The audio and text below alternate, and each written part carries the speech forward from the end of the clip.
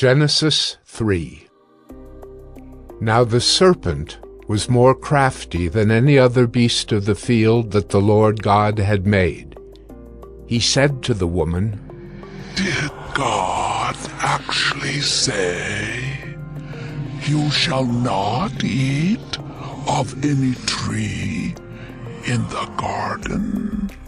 And the woman said to the serpent, "We may eat of the fruit of the trees in the garden, but God said, 'You shall not eat of the fruit of the tree that is in the midst of the garden, neither shall you touch it, lest you die.'"